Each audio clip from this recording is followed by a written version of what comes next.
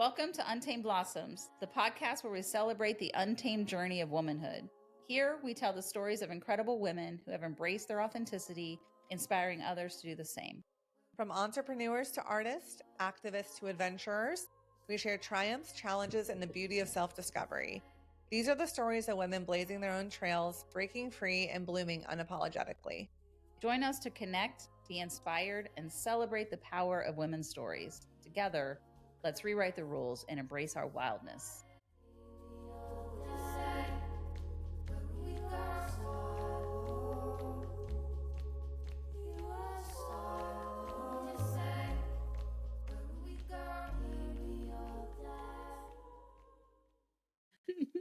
Welcome to Untamed Blossoms. I'm your host, Amanda Riley. And I'm Christy Riley. Welcome to the show, everybody. We've had a busy week. Whew.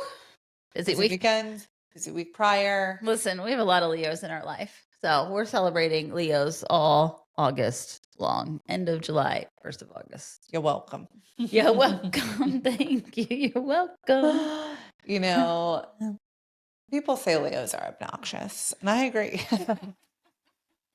I don't agree. But it's fun. And I saw this thing on Instagram. I posted to my story, and it's like something to the fact of one day when your body is not able and your ears are not able to hear the music, you'll regret not dancing while you had the chance. Yes. And I thought that is so true. I agree. And sorry, everyone's boring and doesn't want to dance and have fun. Sorry, not sorry. But that doesn't mean I have to be boring during my fun season. Juice came out and we did karaoke for your birthday. It was a lot of fun. And I didn't even realize it, but you know, my girls have a birthday tomorrow. Yeah. And so I really should have had them, like we should do a combined birthday party for you and all them and all the karaokeing and all the girls and all the dancing. Yeah. Yeah. Absolutely. Yeah. You know what's crazy about karaoke is literally all you need is a mic. Dude, we didn't even need a mic. We were all just screaming the words to all of the great songs. From my vocal cord. I literally all day yesterday was fighting for my life. Fighting for my life. To say a sentence. I was like, wow, I really hope I have a voice for the podcast. So I shut up all day yesterday. We had so much fun. When you sing Paradise by the Dashboard Light, that's a 10-minute song. Dude. And you guys were belting it out. You were no holds hold. You were not holding back. No. Not holding back. No. And then you and Carrie. It was great. Why I thought Pink Pony Club would be acceptable with my range, I'm unsure, but thank God Juliet was here to fill in the high notes for me because I couldn't. No. By the way, Juliet was singing like backup music to all of these songs that wasn't on the prompter, y'all. For all of you who have ever done karaoke, you know they give you the words. Juliet was singing the backup parts that were not art on the prompter. She's such a good singer. Yeah, she did a great job. Yeah, great job. Not as good as me, of course not. Close second. So. We kept passing around 3 microphones, big dance floor full of women and passing around the microphone. And our husbands were all here too. But it was all women. Yeah. Yeah, we couldn't get anybody out there except for our friend Ben, who did a great job. Yeah. And of course he did. Yeah. He's also in this industry. So he did a great job. We had a great time celebrating you, your birthday, all the Leos. Yeah. It was fun. Yeah. I had a whole pie for breakfast the next day. So it was a half a pie.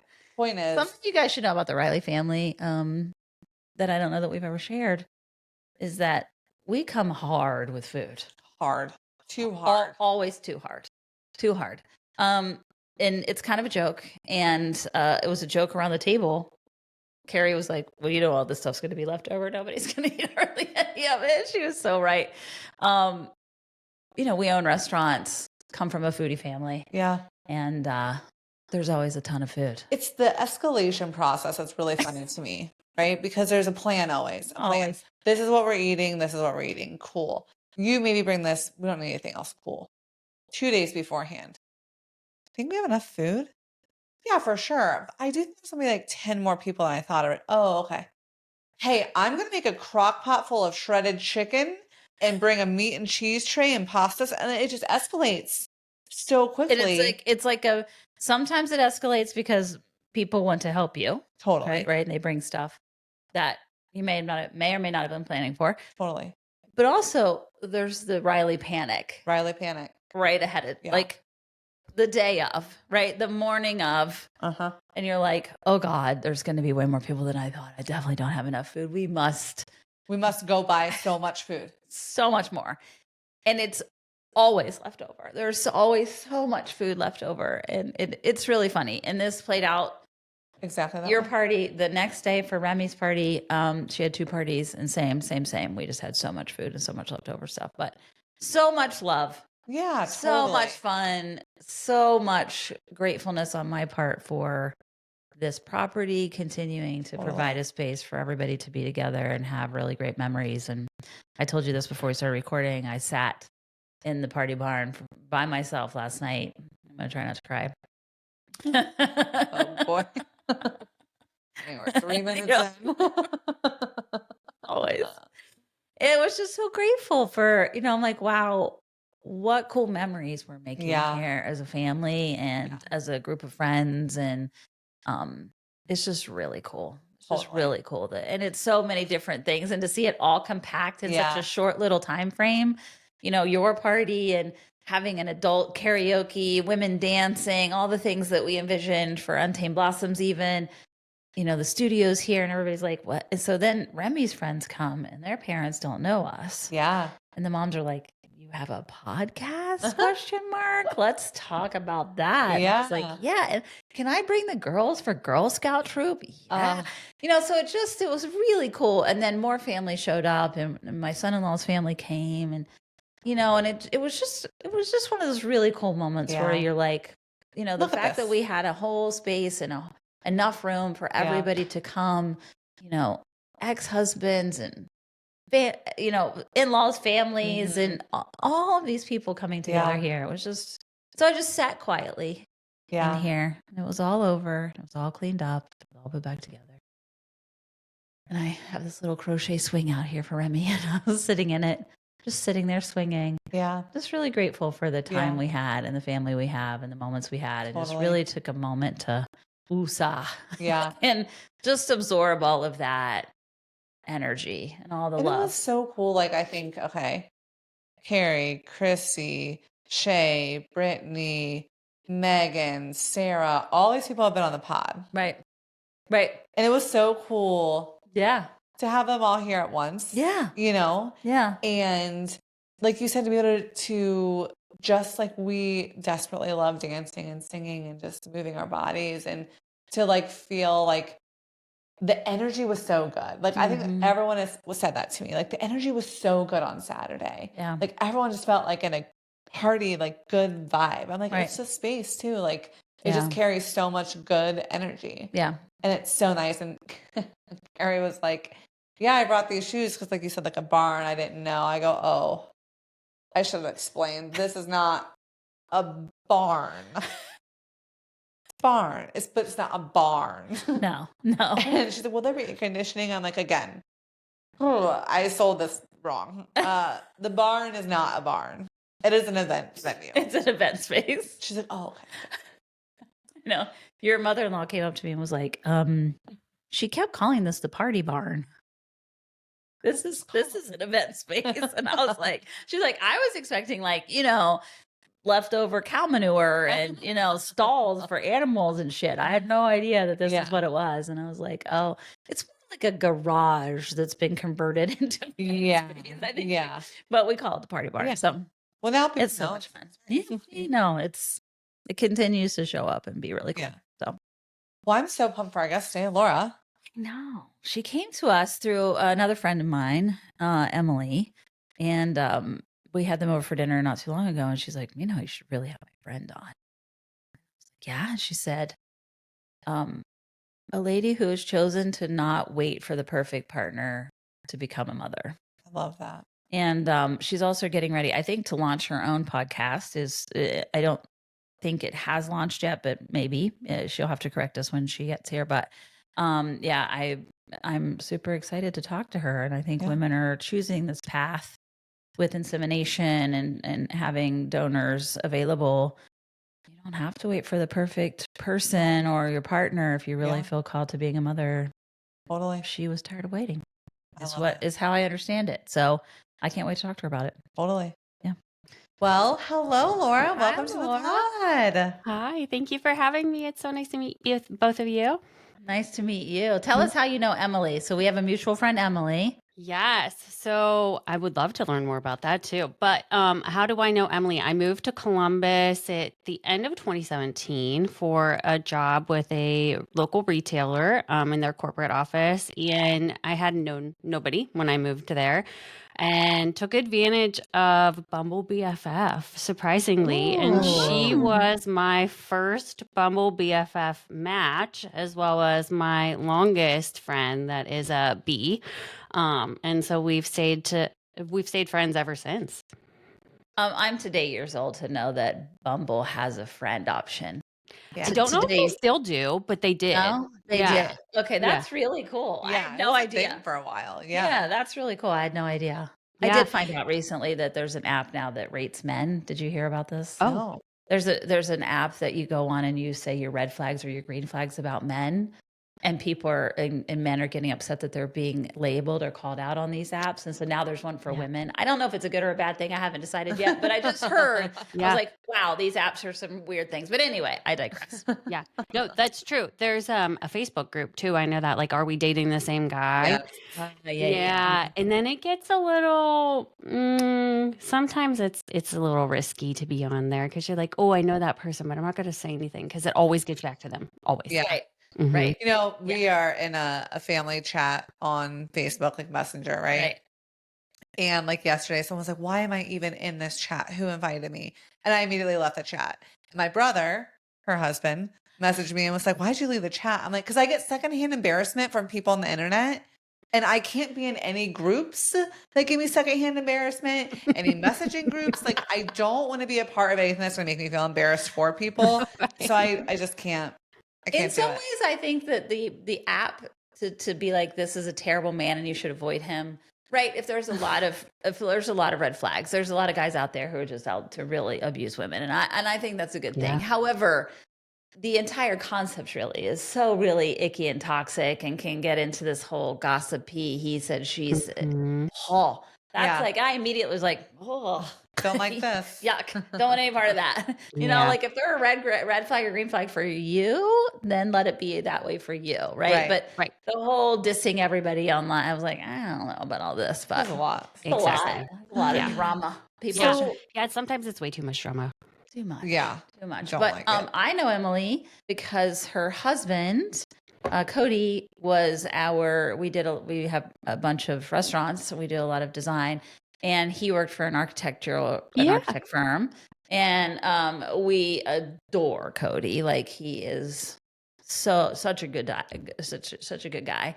And then I have my real estate license, and he wanted to go and get his real estate license, and we would meet every now and then for lunch, and he would pick my brain, and I was kind of a mentor to him for a while. And my husband also adores him, and then we were like, we've known you for all these years, and we've never met your wife, so we should really rectify that. You talk about her, and I'm sure she's lovely. Yeah. So we should have, and so we had them out to the farm for dinner not too long ago, and I got to hang out with her. And we'd met her in passing a few times, like a quick, like when you see people in public, but hadn't really spent any time with her. So, and she was lovely. She is lovely. Yeah. Yeah. She is such Like both her. of them, I should say, are amazing individuals. Cody and his cousin were really like the best men who I had ever met and spent a lot of time around. And I was like, these are like the men that like more people should be like great Yeah. husbands, great boyfriends, would do anything for you. And that they're rare finds, that's for sure. Yeah. Genuinely great dudes. Yeah. Yes. Yeah. Mhm. Yeah. Well, I would love to know before you came to Columbus, where were you? What was life like? What made you, I know a job made you come here, right? But like, what did you go to school for? Yes. So born and raised in a little town outside of Pittsburgh, Pennsylvania. So about 45 minutes southeast. Most people know it as Greensburg, but I'm not from Greensburg. I'm from Irwin. And went to Norwin High School. I ended up going to Seton Hill University for marketing, studied marketing there, graduated in 2008, but moved to Nashville, Tennessee, for an Oh. internship where I also knew nobody. So spent a few months there working as a marketing intern for Universal Music Group in Nashville. And then that was like the beginning of the recession. So I returned home to Pittsburgh and eventually went back and got my master's degree at Duquesne University. And so I studied technology, so web design and development with a focus in user experience. And from there, my career kind of took off in the tech space, so in mostly user experience. I did start as a front-end developer, which is interesting. Didn't love it. Didn't love Yeah. looking at tiny pieces of code all day and trying to figure Yeah. out Mhm. where the little hiccup was. Right. But yeah, so once I got into user experience, just kind of jumped to different retailers, which I was in retail for a very long time, and then ended up at a large consulting group now, which I don't promote outside of LinkedIn. Okay. And I've been with them for almost 5 years. Started with a smaller company who then was acquired. I've been with them ever since. So started as a senior, grew into a manager opportunity, and I'm considering continuing to grow. Corporate's very hard to be in right now. Mhm. Yeah. Yeah. Yeah. I literally left corporate a year ago in June, like for the first time in my adult life. Mhm. And although it's been hard, it's been the best thing I've ever done because it is just unattainable, I would say is the right word. Yeah, I agree. And I think before I had my son, I would have said, yeah, I'll grow in this company.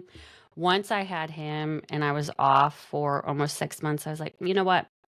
I don't think I want to do this anymore. Yeah. Totally. Yeah. Yeah. It's just the amount of pressure and workload for something that's not your own. hmm It's really interesting. People will be like, well, you work now more than you ever have. And you don't have PTO and you don't have these things. I'm like, yeah, but it's a very different vibe Right. to put in effort and to grind when it's like your thing. Yeah. You are in complete control of the outcome. You're not at the mercy of others. It's very different. It's a passion. And yeah. Totally. Yeah. Yeah. And Absolutely. Amanda was really malaligned with corporate America. You Yeah. were grinding in it, but it wasn't really aligning with your Yeah. essence, really. And I'm going to challenge anyone listening to say, who does it? Who Right. does corporate America align with? Because I'm willing to bet, especially most women would say it does not. Say that's true. I think women Yeah. have a really hard time in that space, and it's because it's designed for men. It's not Right. designed for women. It's not designed for mothers. It's not designed for flexibility to be a really kick-ass. Amanda and I talked about this before we started recording with you. The Mhm. speed that her and I can do things is so fast, right? That's not rewarded in corporate America. I No. can get my work done possibly. Oh, it's rewarded, but with more work. But with more work, right? They just keep piling on. Like, you can handle more, so I'm going to give you more. Versus, Exactly. this is the amount of work I expect to get out of you in a week, and that's cool. And if you can get that done in 20 hours, great.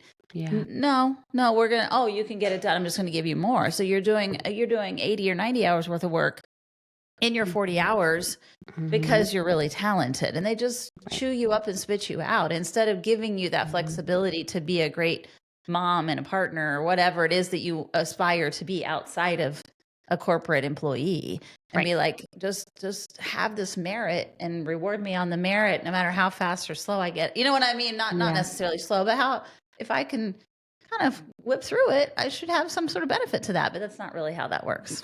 Yeah. Right.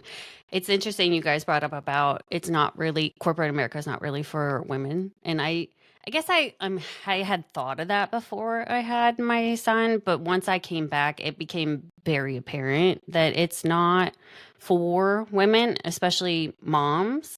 And it was actually vocalized to me that it's harder to grow in this particular company to senior manager and above because we are not set up to support women.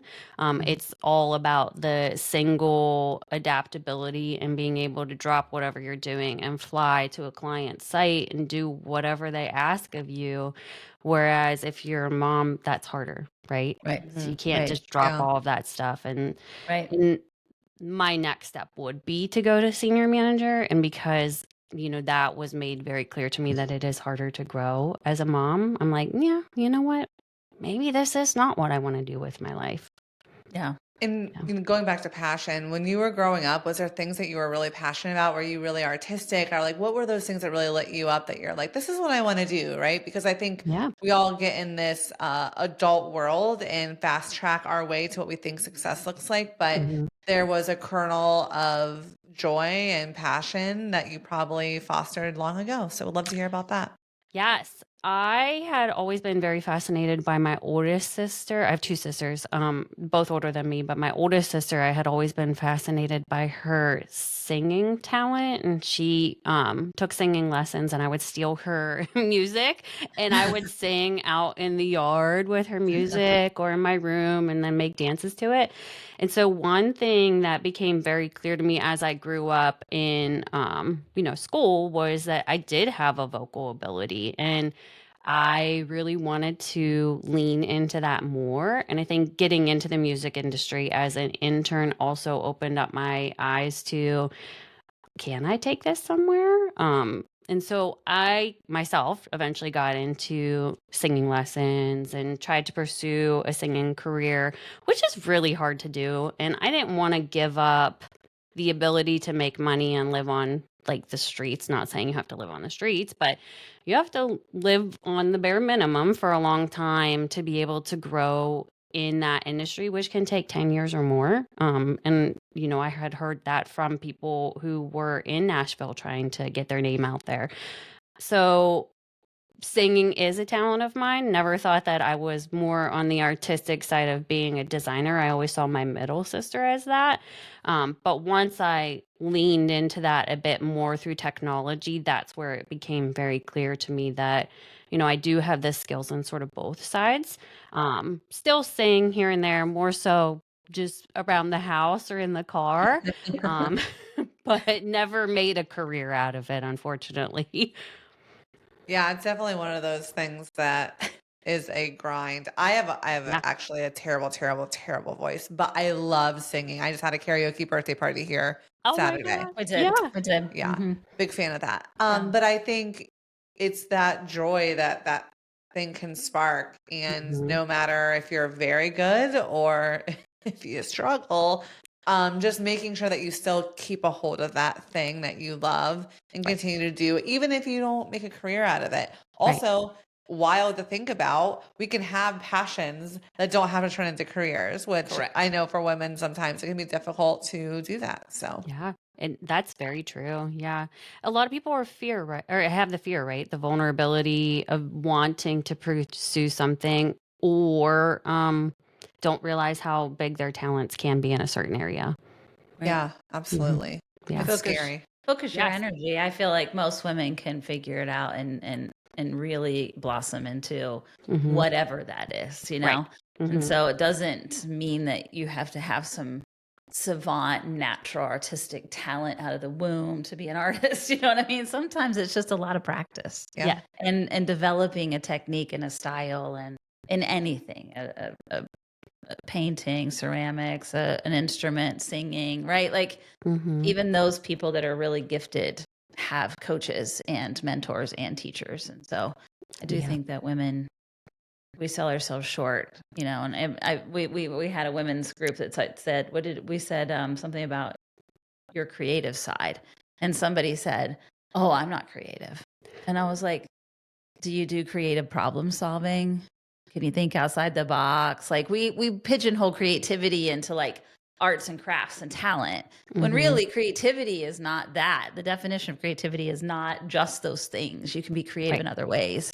Right. And she was like, "Oh my god, I am creative." And I was like, "Yes, you are." And I think women are innately creative, right? And Yeah. it just it's fostered in different ways. So, Right. Yeah. um, We're creative in many ways that we don't even many give ways. ourselves credit for. Yeah. Hmm. Okay, so came back, no music career. Was that No, was in sadly. Nashville, Yeah. and then you ended up back at home? I did. I ended up back at home, spent a few years living with my parents and working full time while I was going to school full time to get my master's degree, traveling like an hour every day into the city. to work and get my education. And then I ended up moving closer to the city within, I would say, a year and a half of me working and doing that full time. Because I was tired of the commute, one, and I wanted to be closer to the city and the friends that I had. And so, obviously spent my 20s partying. My late 20s, early 30s partying in the city. And I think I graduated closer to 30 from my master's career. And then, like I said, I got into, it was a small marketing firm first, which then I transferred over to American Eagle, so corporate retail, and from there just took off my career. That's awesome. Yeah. And tell us about your feelings of children, right? So did you always have this thing, right? I feel like there's two different camps, women who are like, I've always wanted to be a mom. I've always thought about having kids, or someone who maybe like it takes later in life to realize like, hey, this is something I want. Can you talk to us a little about that? Yeah, great question. So my nephew was born almost 16 years ago, which is very crazy to say. But I guess I hadn't really considered being a mom until he was born. And then I helped to raise him through his first year because I was unemployed at the time. And that love for him was something that I had never known before. And so that opened up my eyes to, you know what, maybe I do want to be a mom. And from there, I kind of, for over years thought, yeah, I'd love to be a mom. And, dating is so hard, even though I try to lean into that quite a bit. And I had dated a lot. But the harder that became, the more I thought, if I don't have a man in my life, I'm okay just being a mom and not having a relationship, not having marriage, maybe potentially being with a man and having a kid with him, but like not having a ring or commitment there. And so that became more clear to me as I got into my 30s is, you know what, I really want to lean into being a mom. And the harder dating became, the more that became clear to me. Talk to us about like why that was so hard. I think it's the Wild West out there. Yeah. Oh, for sure. Well, let's talk about that. Start with the dating part, right? Yeah, start with the dating part. I think I don't think some people can wrap their heads around maybe like choosing that path because like, well, you need someone. It's wild. It's wild. I don't think people realize it. So we would love to know about some of your experiences. Yeah. I've had some crazy stories out there.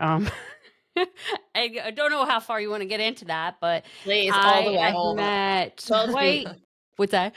Both feet, all the way in. Go ahead. I think my wildest story, and I've told Emily this, is that I was on a date with a guy many moons ago, and at dinner, well, one, he told me that I had to share a meal with him. And then two, as I was eating said shared meal, he put his hand over my plate and he told me to stop eating. And I was like, oh, okay. That's where I would have stabbed someone with a fork. Like, I think I'm going to go would now. have been out at the shared meal part. She's like, I'm sorry, this girl lifts weights. I need my own food. What's happening? Right. Yeah, exactly.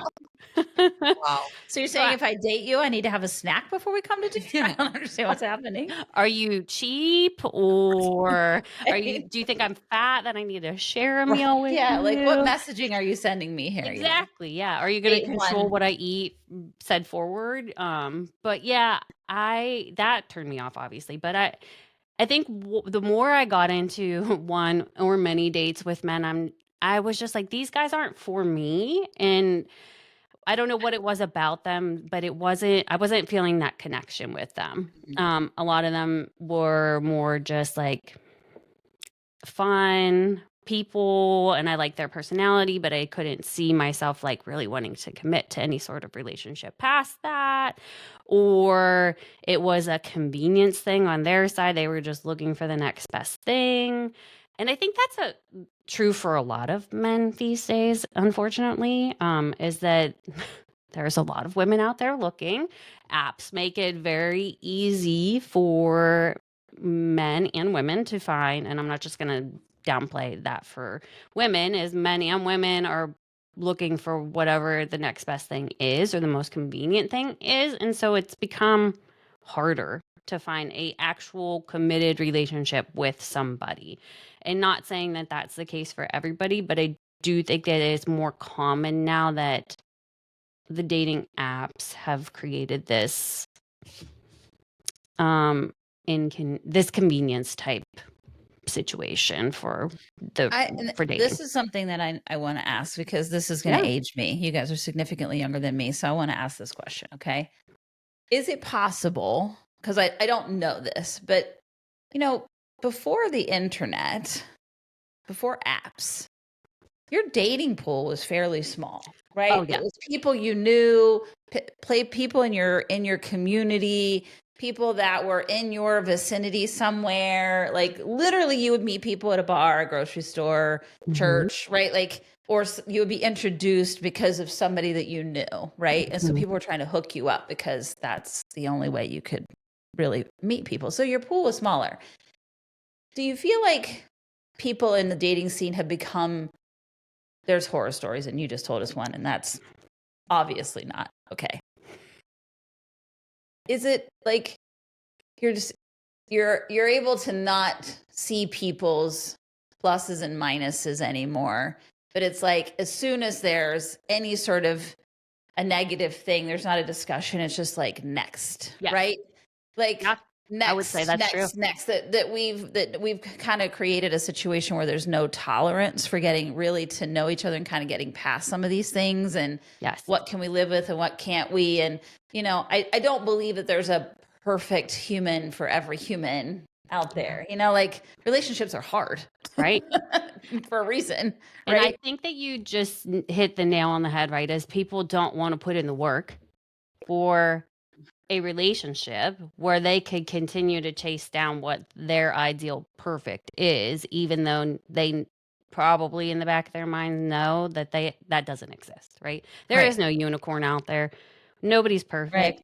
We have to be able to adapt and adjust to other people's personalities and lifestyles. But I think with the way that dating is so readily accessible now, that doesn't exist anymore, right? We're willing to just give up whatever's in front of us, even if they're a good person, for whatever comes next. Yeah. Well, and when you're dating someone's friend, there's a different accountability to putting an effort than if you're dating someone off the internet that no one else knows, right? And it's very much like market saturation. I think of like we've entered the Amazon of dating. That's a good way of putting it. Because you think you want a black skirt and you're going on Amazon, and then suddenly you see 78 other skirts that you might also really like. And now you're going to be bargain shopping for the best skirt for your money. Right. Yes. And I think we have a lot of options. Yeah. Yes. And you're always out for the deal. You're always out for the hunt. And it makes it just a completely different ballgame. Yeah. Right. Yeah. Right.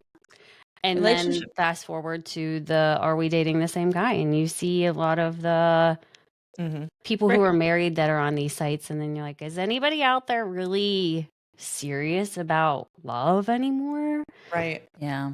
Yeah. Or like there's these documentaries, a Tinder swindler, like all these things of like people take advantage. And I think when you see, so this is completely random, but every social media site is now also a dating site without you knowing it. And people are messaging you and all of these things. And I just think, to your point, half of these people are married.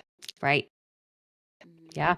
So it's like, what the hell? Why even put in the effort if they're then just going to then keep shopping? Yeah. Yeah. So what was your like, okay, I'm done with this for now. What was that moment like?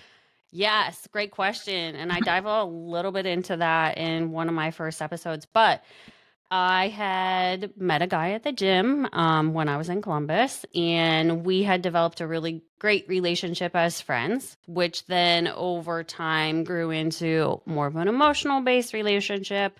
I ended up moving back to Pittsburgh while we were friends, and he ended up here for travel work, which from that point on turned into a relationship. And I thought this individual was my person. He had told me that I was his. We had talked about marriage and all of the things. And it's unfortunate, but it turned out that he was none of the things that he had promised. But I think that was my breaking point where I said, you know what? I just don't want to do this dating thing anymore. And I didn't even meet this person on social media. I met them in person, and had the full on emotional attachment to this individual. And so that really broke my heart in 1,000 pieces. And I had a really hard time getting over it. So I, with a lot of therapy, then found myself again. And that was the point where I was like, yeah, I don't want to date anymore. I don't want to try to date anymore. I want to try to pursue this goal of mine that I had always said, by the time I'm 38, if I am not married and don't have a child, then I will lean into trying to have a child on my own. And I had a friend from many moons ago who had posted on Instagram, ironically, that she had a baby. And I was like, oh, this is interesting. We haven't caught up for a while. So I reached out to her, and she was a single mom by choice. And so I was like, oh, tell me a little bit more about that. So she did. And I was like, this sounds like something I want to do. Like, I don't want the dating thing. She had a very similar story to mine.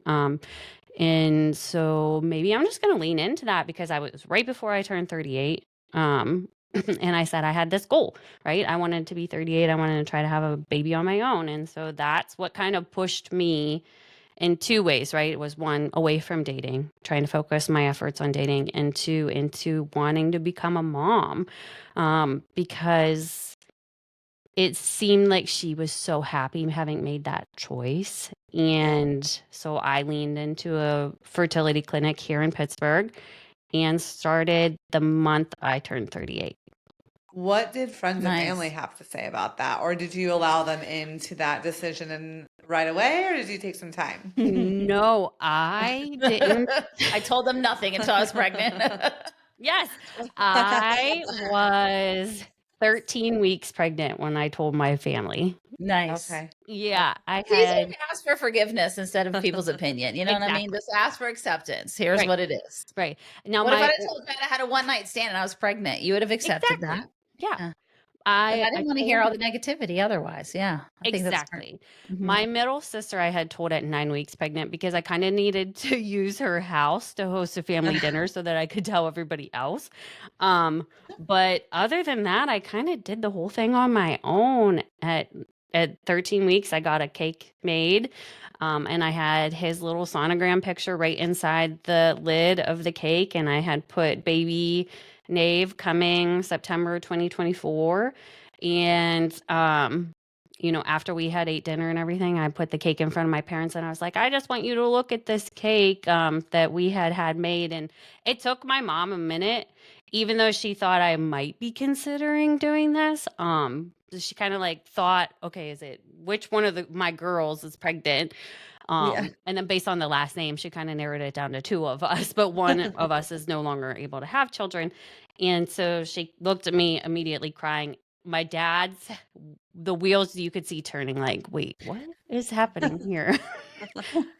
Like who's pregnant and how did she get pregnant? And did she have a one night stand or a secret boyfriend that I didn't know about? What is happening? Secret boyfriend, love it. Right, which he actually did say out loud. He was like, "Oh, I thought maybe you had a boyfriend that nobody knew about." And I said, "Oh, I did this 100% on my own. Bought the sperm and did it all on my own." Yeah. Wow. And you felt like what support did you have, right? It sounds like you did that very solo. Yes. But did you lean into like a online community or like an in-person community to help with that? Or were you just like, no, I'm just going to do this? So the friend that I had previously mentioned was a big support for me when it came to asking questions about what I needed to do and, what kind of things I needed to consider when buying sperm, because there is a lot that goes into just that piece. Right. And then I had a friend who is the same sex couple in Pittsburgh that went to the same clinic as me a year prior and got pregnant. So I did ask her a lot of questions about the clinic itself and about buying sperm as well. But outside of that, I I did lean into a single mom by choice Facebook group to just follow the feeds and the questions that people had asked. Didn't really post anything asking myself because I had these other resources. But once it did get out there to my family, obviously my village was extremely supportive. It took me until 17 weeks to tell close friends. And I think a lot of that came from people have an opinion, right? So I was afraid to put anything out there and hear those negative opinions from individuals, even if they didn't understand or were kind of supportive. People do ask a lot of questions about this and or say things, and you're like, okay, that was rude. And I did have a few of that happen after I've like publicly announced at 20 weeks. There were a lot of statements made, I should say, about, well, aren't you punishing your child by not giving him a father? And I'm like, well, aren't there single parents out there who are raising their children without a spouse, or people that have passed away and their children don't have parents, or whatever this situation might be? I don't feel like I'm punishing him at all. I'm going to show him love, right? Right. And so that's still hard for people to wrap their head around. And people don't realize some of the things that they say. I think Mm-hmm. people just talk. Yeah. And say things, and they don't consider the impact of what they're saying. Mm-hmm. And there are, well, don't you want them to learn how to play ball and fish? It's like, Jesus Christ, you think a dude is the only person that can teach a person how to fish? Right. Or a father? You think there's no other male? If that's something that you find very important, you think there's no other male that they could look up to, or you know what I'm saying? Like, no, I have a really great relationship with my dad, and he's going to have a really tight relationship with his grandfather. And there's lots of strong men around that's going to have a great relationship with him. I'm not worried about that at all. Right. Thank you. And something told me that when I was considering this journey, I was going to have a boy first. So one of the things about sperm donors is that's very interesting. I was like, I'm going to give him a chance to be tall. So I'm going to buy a tall sperm donor because I'm short. I'm 5'1". Yeah. And so I was like, I want somebody at least over 6 foot, which those guys sell out so quickly. Right. Yeah, totally. Yes. Yeah. Oh my gosh. Now, have you considered? I also had a friend that was same sex and was inseminated, and I'd never really thought about that. But there ends up being a group of children that are siblings, right? Because siblings, our sperm is sent across the world, sometimes across the nation, definitely. Is that something that you're going to consider connecting him with at some point, or? Yeah, I would love that for him to meet his other siblings. But for some reason right now, the bank that I went through doesn't have the option to meet the other siblings. It did exist a few years ago, but I think they're still working through that. And so if they do launch that, yes, 100%. I might leave that up to him in the future. Yeah. But I know there are people within the Pittsburgh area who I've met since getting pregnant and having him that have met their siblings, and it's such an amazing experience. Yeah. I know a sibling is right down the road from her. Yeah. Yeah, it was a good experience for them too. They really enjoyed it. Sense of connectivity, which was cool. Yeah. And were you anxious? So you were 38. You were pregnant when you were 38. Were you anxious at all about like your friend group? Right? Did they have kids? Were you anxious about like I'm having a kid later than some of my other friends, or how did the pregnancy support work outside of the circumstance? Right? Like just being pregnant in general. Yeah. I have a few friends that do have kids within my immediate friend group. And so that was nice. And I received a lot of support from those individuals once I did publicly share. There were some people who were not a fan of me being pregnant for their own issues that they might have been having with fertility. So they did project a little bit onto me during that time. And then some of my friends who are single, I shouldn't say single. Some of my friends who are married and don't have kids have also been very supportive throughout this journey too. Now, as you have kids, things change, people grow apart. And so I've seen a lot of that happen over the last year because he's 11 months as of yesterday. Some of my friendships have unfortunately grown apart because I'm so busy with him, and we're spending time with friends who do have children, which is unfortunate, right? But I kind of knew that going into it was that, What happens to yeah, every couples that have kids. yeah, It's you end up friendships, gravitating towards people that have children, and right, the single kid, it's not the same for the single people to hang out with you. It's not the same vibe for them. right. So it's unless they really love children themselves and they want to hang out with you and your kid, Yeah. it ends up being different. Yeah. Yeah, because I'm in bed by 9:30. Yeah. So, Exhausted. yeah, Exhausted. exactly. Yeah. I can't go out to the bars and party anymore, or leave him with people. I haven't yet hired a babysitter yet for him, but I can't just like put him to bed and then go out at night. Yeah. Yeah. Yeah. Was this experience what inspired you to start a podcast? Were you like, this is so important or so life-changing or transformative that you were like, I need to share my story. I want to support other people through this process? Yes, a large part of that is me leaning into the podcast and creating the podcast because it is now a passion of mine. There's not many podcasts out there that do focus on the single mom by choice.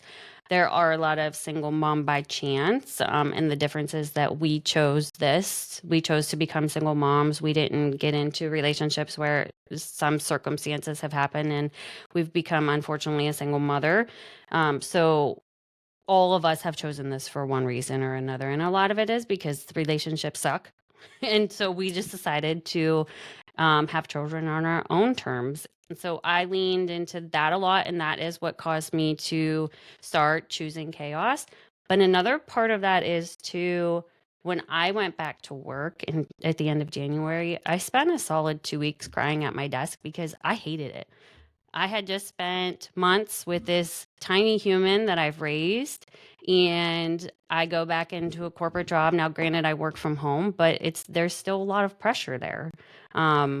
And I no longer really wanted to do that, to have the pressures of the 9 to 5 and independence and making sure I meet client numbers and utilization numbers and all of those things.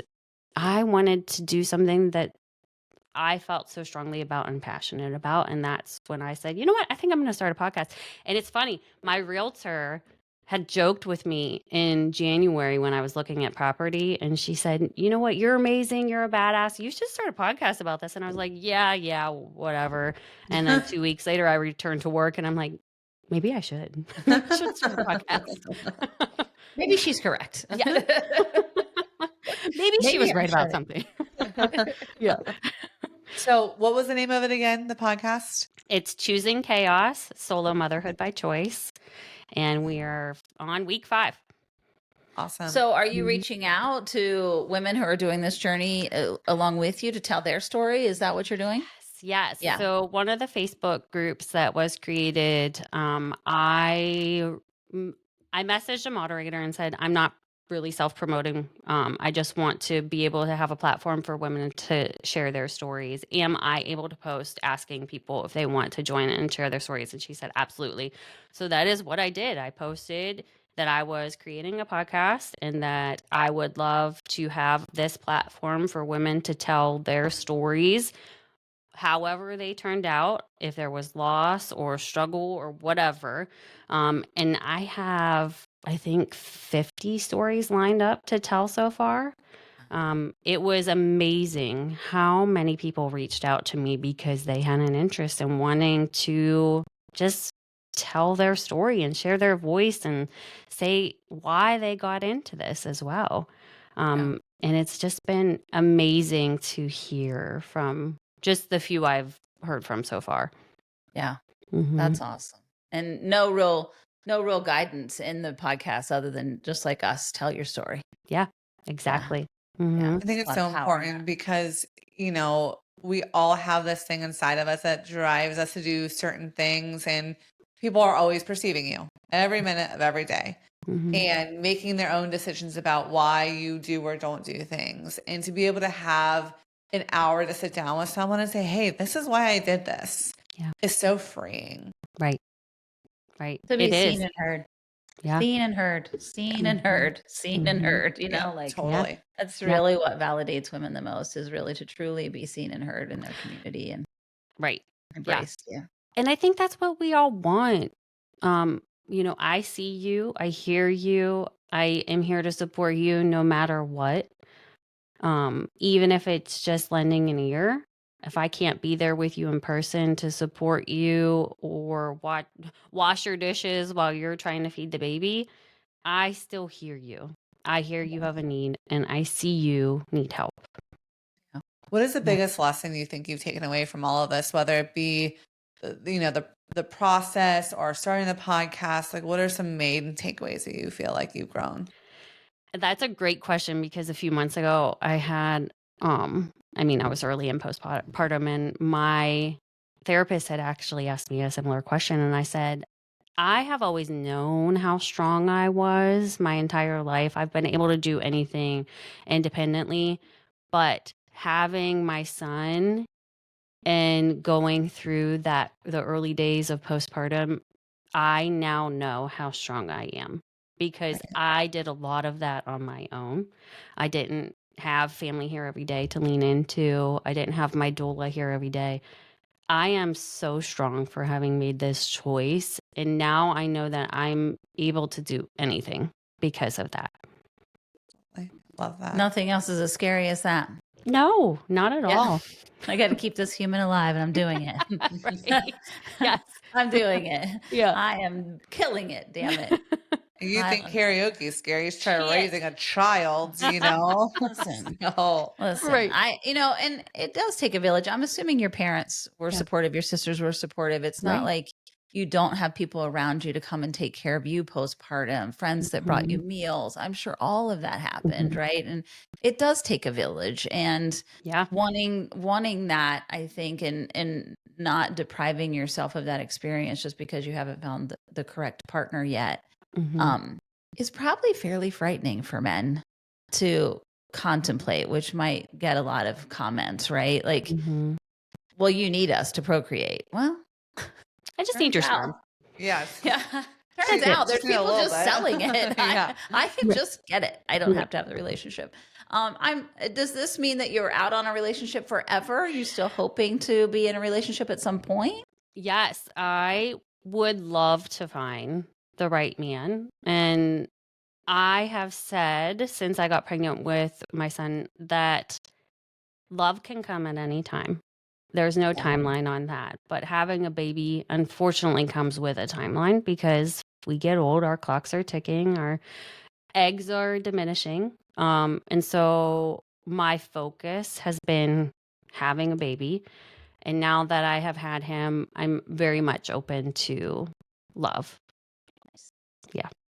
And what has been your greatest struggle over this last year? What is it's not always sunshine and roses to be a mommy, right? And to be a single mommy. And so what has been your biggest struggle over the last year? Sleep. Honestly, I was going to say balance, but sleep. Sleep. Yeah. Like every other new parent. Yeah. That makes sense. That makes sense. We're deep in the teething and double ear infection this past week and a half, and sleep has been hard. Well, if people are like, yes, I want to learn about this, I'm interested, or I'm making this choice and I would love a community, where are all the places they can find you? So where can they find your podcast? If you can share that Facebook group name, or do you have a website? Do you have your own Instagram? Like, just share all the places. Yes. So my podcast is on Spotify, Apple Music, all the different platforms. Choosing Chaos, Solo Motherhood by Choice by Laura Nave. And you can also find me on TikTok under the same name, as well as Instagram and Facebook. And then as far as the community itself, there's a lot of different Facebook groups out there. There's Single Mom by Choice is just the one largest community. Then there's a Single Mom by Choice 35 and over. I think there's a few other subgroups to those. Each of those has their own communities within the larger cities. They do host regular events for like the New Yorks and stuff like that for either people considering or moms to meet one another because we're all in the same journey. And then I don't currently have a website. I need to work on that. But yeah, I mean it's a very large community out there. There's one other big podcast that I can promote too, and that's The Single Greatest Choice. She's been around for a little bit, and she also shares similar stories of individuals and then fertility clinics. Oh, nice.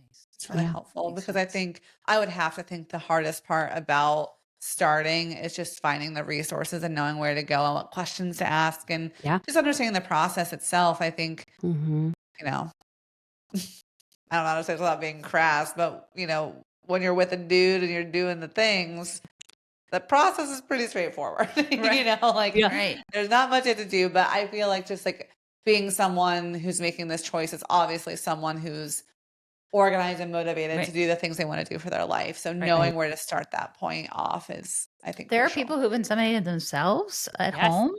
There's Yeah. plenty of opportunity for literally when they talk about turkey basters, that's 100% accurate. Yeah. Lots of different things that people don't really think about, like how does this happen? And it's not Mhm. always very super medical in a facility. It's very much, Mhm. as you say, a solo practice, if you will.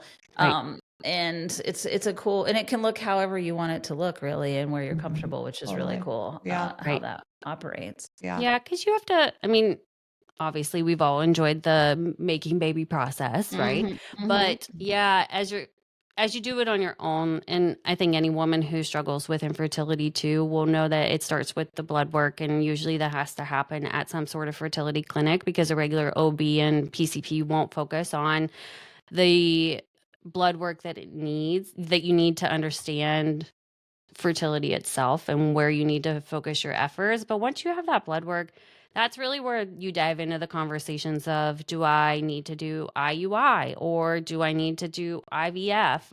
What does my egg reserve look like? And you get so many rounds of IUI. You'll hear a lot of women say that is usually the most is 6, but some people do go past that. It just depends on, are they paying out of pocket? Is their insurance covering any of it? Or For they're, those of you who don't know, IUI is intrauterine insemination. thank you. And then usually at a point, a physician will say, okay, well, we need to switch to IVF because IUI is not working. And each round of IUI, your percentages, unfortunately, they do decrease. And that's why they say 6 at most is like the most that they'll try. So yeah, once you get into IVF, it's a lot more money, which we are going to focus on covering those resources for individuals as well on choosing chaos and time. It's also time for IVF. One biggest struggle is just getting that first appointment booked. It can take months because there's a Right. wait list at a lot of clinics. So when you're going into this journey in life, you just have to be patient with yourself and patient with your clinic because it can take a lot of time. And then some insurances do cover IVF now. So Yes, thankfully. yeah. And IVF, for those of you who don't know, is basically when an egg and a sperm are put together outside of the body and created an embryo, and then an embryo is placed inside the uterine for attachment. So Yeah. it kind of all the science happens outside, and then it's placed inside for to hopefully take. So they're two very different processes, and it's a lot. For those of you who don't know, it's a whole lot of technical things, and the woman goes through a lot to make this happen with egg retrievals, with IVF, and all that stuff. So you're on a lot of medications.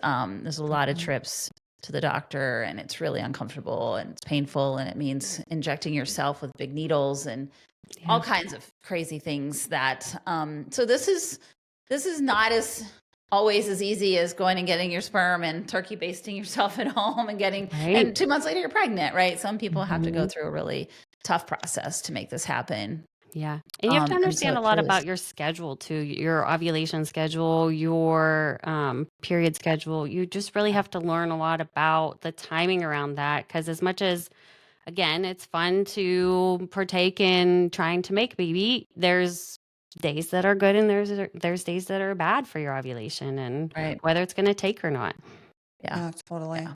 Yeah. It does kind of consume your life if you have to end up down the IVF road. But Yes. I will say that there's several insurances now that do cover IVF if you've Which is failed so all the nice. other attempts, which is great because it is Yeah. very expensive. So, And then outside of that, you have your donation, your egg donation, those types of things, which I think can cost a little bit more. But some Well, I think women do have to go that route.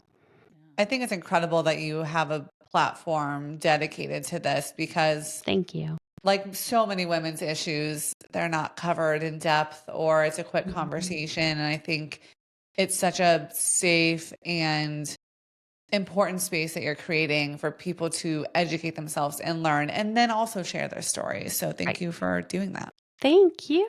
and not thank just you for the women who are doing it. I think also for the people in their networks, the people Yes. who, what a cool platform for somebody who's really struggling that their daughter chose this or their sister chose this or their best friend chose this and they just don't get it. I don't understand why she's putting herself through this. Right.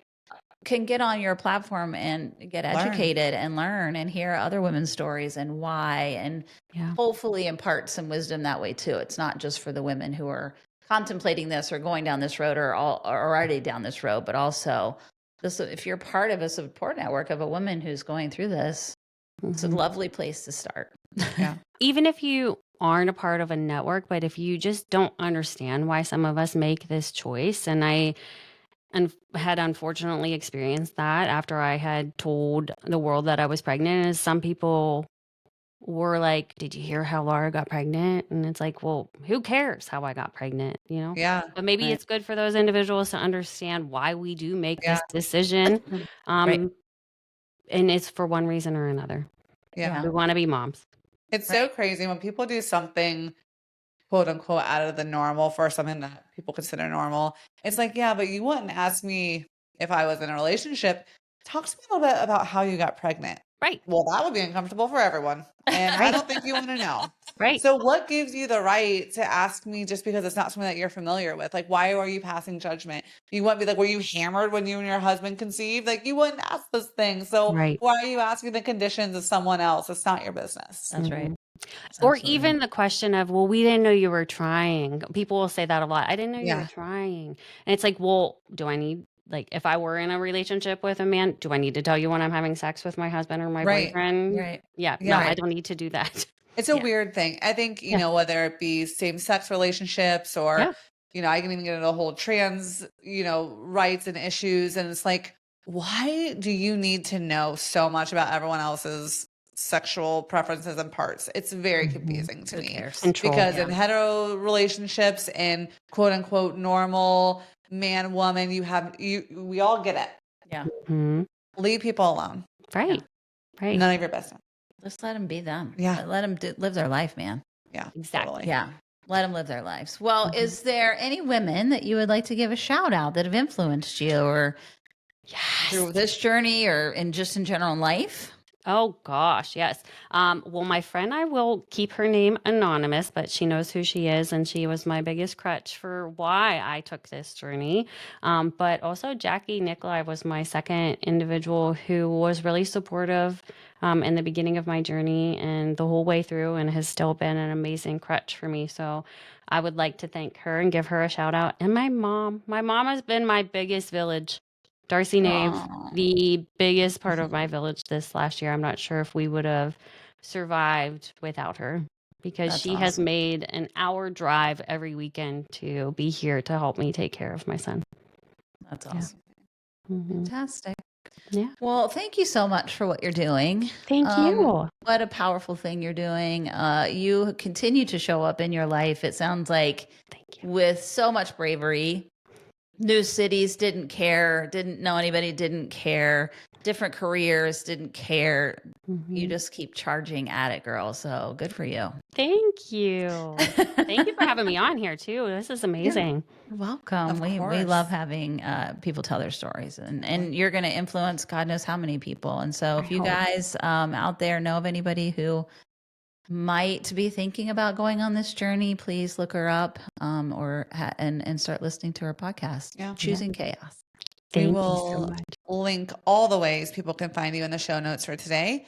You can find this episode and our other episodes on Spotify, iHeart Music, and Apple, YouTube. So thank you so much, Laura, and we love you all. Thank you guys. Love you. Thank you.